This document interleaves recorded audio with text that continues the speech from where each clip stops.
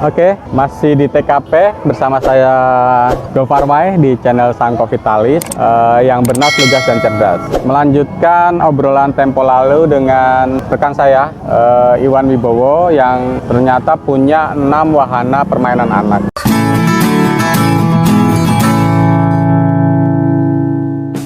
Intinya hari ini saya akan lebih mengupas lebih dalam. Jadi tadi udah saya kasih kisi-kisinya kan ya. Pertama, lupa ingat. Pertama itu kok mainan anak sih gitu loh. Maksudnya risetnya dulu itu punya atau termotivasi dari pengusaha mana gitu kan yang ada di Bekasi ini, kok tiba-tiba spesifik buka usaha langsung ke permainan anak. Jadi gini, intinya yang saya inginkan usaha itu memang jasa. Jadi jasa itu banyak bidangnya. Ya salah satunya nyenengin bocah, itu kan jasa. Nyenengin bocah, nyenengin anak itu memberikan kesenangan tersendiri bagi anak. Ada 2 poin yang kita dapat dari usaha ini. Jadi anak seneng, kita menang gitu aja. Kita dapat nyenengin anak, dapat duit. Gitu. Seperti bukan itu. Anak pola bapak peradah bukan ya? Bapak peradah itu orang tua membadani keinginan anak tuh anak pola bapak peradah. Seperti itu. Aduh. Jadi kenapa yang saya lihat jasa permainan anak ya seperti ini. Dari zaman ke zaman saya perhatikan, saya juga browsing, banyak nanya-nanya. Ternyata memang nggak ada matinya. Mau usaha apapun kalau berhubungan dengan anak, ya itu akan berangsur-angsur banyak peminat. Walaupun itu cuman jualan mainan anak atau jasa mainan anak. Ya, kalau jualan kan wujudnya barang, itu penggemarnya banyak. Intinya ya, kalau dikembalikan tadi dari omongannya Mas Gofar, anak malah bawa peradah, itulah scoop itu yang saya manfaatkan. Seperti itu. Jadi manakala anak punya keinginan, orang tua akan menuruti. Seperti itu. Oke. Kembali ke tadi, yang bikin semakin termotivasi itu dari browsing yang dilakukan. Ada nggak sih figur atau usahawan wahana anak ini yang mungkin semakin membuat Om Iwan ini termotivasi lebih dalam lagi gitu, selain tadi hanya memang sektor jasa yang jadi konsen, tapi kan referensi itu kan diperlukan gitu kan, sebagai ya biasa analisis SWOT gitu kan. Kekuatan dari mainan anak itu apa gitu loh. Kelihatannya sepele ya jasa mainan anak, tapi banyak yang naik haji karena permainan anak, banyak yang jadi jutawan karena mainan anak, karena usaha permainan. Jadi ada salah satu orang yang membuat saya termotivasi. Bisa dia dengan hanya mainan anak itu bisa berangkat umroh. Bahkan hanya jadi ketua koperasi pun kayak Om Gofar bisa naik umroh. Amin. Seperti itu. Sebenarnya kalau membuat target ya, ada yang lebih membuat saya makin termotivasi, yaitu beli wahana yang lebih besar. Saya bisa sewa gedung sendiri. Jadi bikin kayak Dufan gitu ya. Betul. Itu cita-cita ya. Nah, gitu. Misalkan Iwan playground atau apa. Nggak apa-apa.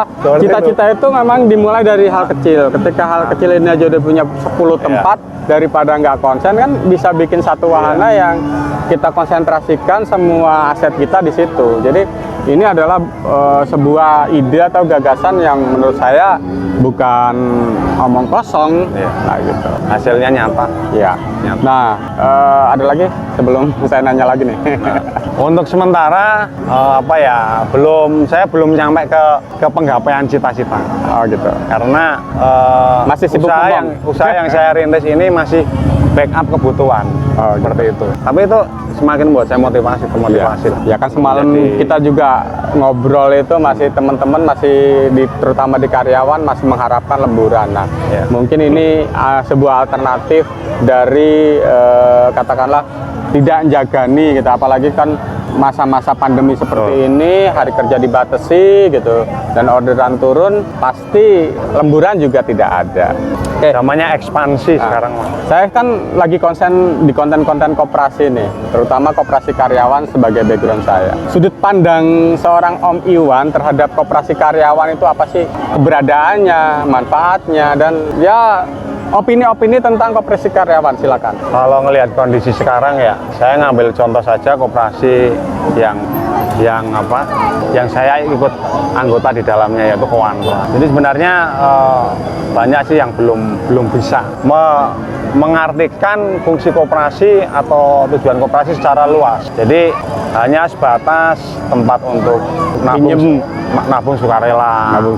Pinjem hanya untuk pinjem Ya, untuk nutupin HP, kebutuhan gitu. pokok, kebutuhan yang Wah-wahan. sifatnya konsumtif. Padahal bisa lebih luas gitu jangkauannya. Ya seperti contohnya aja untuk keinginan untuk berbisnis ya. Memang nyali semua orang itu berbeda-beda.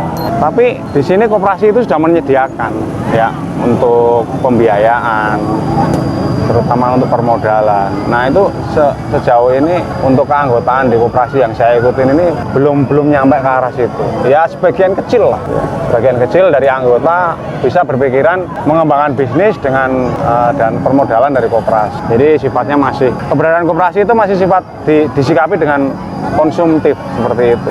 Oke. Jadi Mungkin perlu pembekalan lagi mungkin ya dari pengurus koperasi terutama ya, sehingga anggotanya bisa lebih berkembang ya, nggak jagain dari satu kaki saja ya. Jadi intinya memang keberadaan koperasi, makanya saya buat konten ini kan sesama karyawan saja belum mengerti betul fungsi atau faedah dari koperasi itu sendiri, terutama koperasi karyawan. Dan seperti saya bilang tadi, koperasi itu kan memang didirikan Bung Hatta, emang kumpulan orang bukan kumpulan modal. Jadi sebetulnya bagaimana kumpulan-kumpulan orang itu bisa bekerja sama atau mensinergikan ide-idenya. Jadi kalau tempo lalu di konten saya berbicara tentang koperasi warga. Nah di situ kan warga memanfaatkan bagaimana gotong royong untuk membangun jalan. Nah di perusahaan ini harusnya kan secara permodalan mudah potong gajinya, mudah berkoordinasinya, daripada koperasi warga yang sangat kolektifnya itu sangat susah gitu, menari ini gitu kan ibarat kata orang Jawa. Nah tapi di koperasi karyawan ini kan mudah. Nah ini perlu inovasi-inovasi atau memang betul salah satu prinsip koperasi adalah penyuluhan atau pendidikan perkoperasian. Jadi ya tidak hanya pengurus-pengurusnya saja yang berkreasi, tapi anggota-anggotanya pun harus kreatif, punya inovasi-inovasi. Nah, buat teman-teman koperasi karyawan, terutama pengurus-pengurusnya, ada masukan dari salah satu anggota koperasi karyawan bahwa sebetulnya bisa dieksplor lagi keberadaan koperasi itu. betul. Nah, makanya fungsi pengurus maupun anggota itu harus bersinergi dan berkolaborasi. Itu. Lanjut ke bisnis nih. Intinya dari bisnis yang receh ini, yang bawa berkah ini, bisa nggak sih? Tadi kan konsennya di awal-awal bicaranya ini hanya sebagai sampingan ketika tidak ada lemburan atau membackup kebutuhan rutin yang tidak di-cover sama gaji di pabrik. Nah, dari sisi Pak Iwan sendiri memandang usaha ini bisa nggak sih jadi seumpamanya apes gitu kan, kita kena PHK menjadi tumpuan atau menjadi sumber penghasilan tetap atau pokok dari keluarga? Menjawab dari pertanyaan Om Gopar nih, bocorannya saya udah punya anak buah 2. Ya, sudah bisa dinilai lah. Minggu lalu ya. Saya sudah punya pekerja. Bisa menggaji orang gitu ya. Seperti itu. Jadi kalau untuk pahitnya kita di PHK atau perusahaan tutup ya, bukan karena keinginan kita, ini bisa jadi masih bisa untuk mengcover kehidupan lah. Ya. Kalau hanya untuk dapur ngebul bisa, ya, seperti itu. Ya, jadi kita sepakat bahwa usaha yang receh ini ternyata di minggu lalu pun di konten sebelumnya sudah bicara bahwa Pak Iwan itu sudah bisa menggaji 2 orang karyawan dengan gaji 3 juta per orang 1 bulan. Itu penghasilan. Kemarin saya juga kalkulasi dengan katakannya nyewa 2 lapak, 1 lapak 1,5 juta, berarti kan ada pengeluaran 3 juta. Ya. Terus 1 orang 3 juta, punya 2 orang karyawan berarti 6 juta. Minimal kan 9 juta tuh tiap bulan pengeluaran. Nah berarti kalau itu sudah bisa berjalan, ya minimal dapat, kalau mau dikelola sendiri, kita mau serakah ya gitu, 9 juta dari tangan. gitu ya. Nah, tetapi karena ini berkah, makanya bagi-bagi rezeki. ya bagi-bagi rezeki ini bisa jadi bermanfaat juga, menciptakan peluang kerja. Nah, sebagai penutup mungkin ada motivasi diri yang bisa di-share. Ya, keinginan-keinginan Pak Iwan, keinginan-keinginan Om Iwan, keinginan keluarga mungkin, atau motivasi-motivasi yang menyemangati di sela-sela aktivitas kegiatan hari ini. Motivasi terhadap diri sendiri. Iya. Ya, apa ya motivasi terhadap diri sendiri? Kemarin kan minggu lalu udah memotivasi orang lain nih. Heeh. Untuk diri sendiri nih sekarang nih. Diri sendiri Susah itu sih, berat. susah. Aduh, agak susah nih pertanyaan. Agak susah nih pertanyaan ini. Apa perlu ngopi dulu? Break?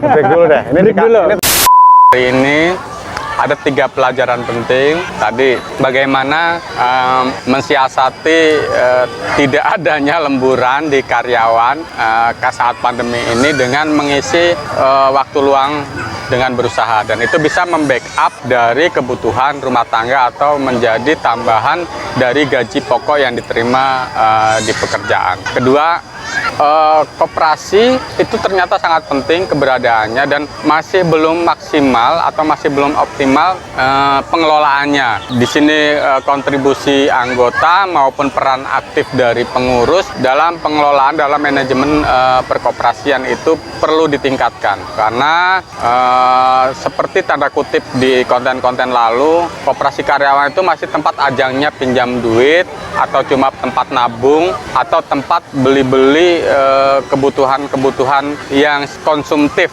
yang hanya sesaat, yang kurang menambah nilai guna atau bisa menjadi tambahan penghasilan. Selanjutnya yang terakhir tadi, sebuah cita-cita dimulai dari yang kecil. Ketika seorang Om Iwan itu ingin membuat dunia fantasi, dia memulai fantasi-fantasi kecil dengan wahana-wahana yang sekarang ini. Mudah-mudahan apa yang menjadi impian, apa yang menjadi fantasi kecilnya Om Iwan menjadi dunia fantasi yang lebih besar.